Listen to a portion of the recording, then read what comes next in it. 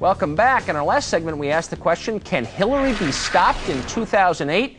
Here with her opinion, one skeptical liberal, Air America host, Rachel Maddow. Rachel, welcome. Hi, I'm thinking about this is going to be my new profession. I am the official Hillary skeptic. You've got interesting opinions on this, I think. So John Podhoretz made the point, and I think I agree, that Hillary has been very hawkish on the war, far more hawkish than I, an out-of-the-closet right-winger, has been.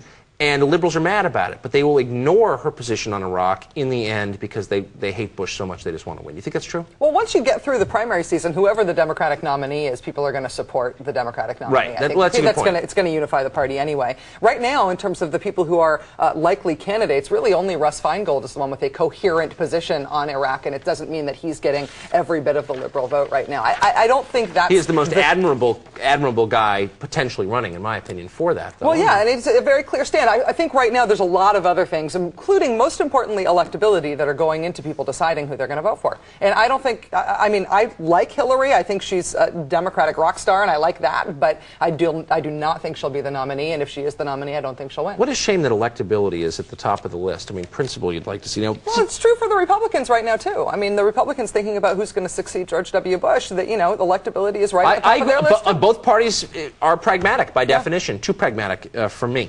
That's why I'm a third-party guy.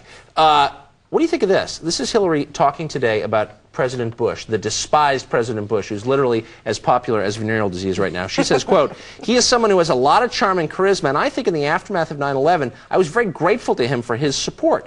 He's been very willing to talk. He's been affable. He's been good company, she says. We made sure we got the resources we needed, and I'm very grateful to him for that. I'm very appreciative.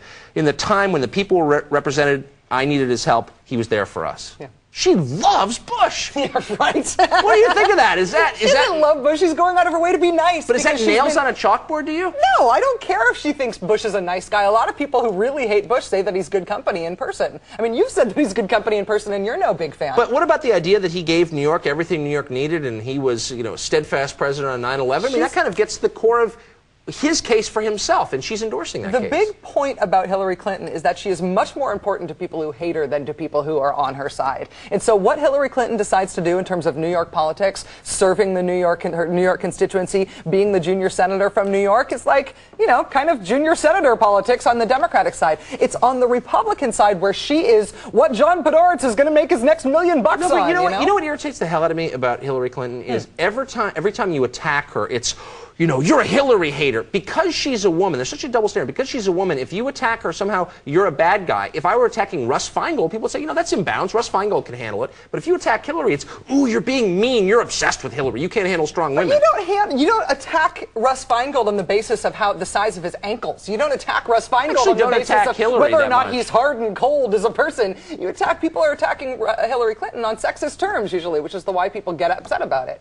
I don't know. I think her ideas are dumb. How's that? That's fair enough. I'm happy okay. No, but I mean, I think that she is sometimes dishonest. I mean, she's not the only person who's dishonest in this world, and I don't hate her at all. But she is dishonest sometimes, and when you point that out, people say, you're obsessed! That outrage about the way that Hillary Clinton has been demonized on the right is not enough to propel Hillary Clinton into the front of the pack, and it's not enough to put her in the White House. Good! Good. You always make me feel better, Rachel. Thank you for coming on. That makes me deeply uncomfortable. You're a breath of liberal fresh air. I appreciate it. Rachel Maddow from Air America Radio. Thank you. Thank you, Tucker.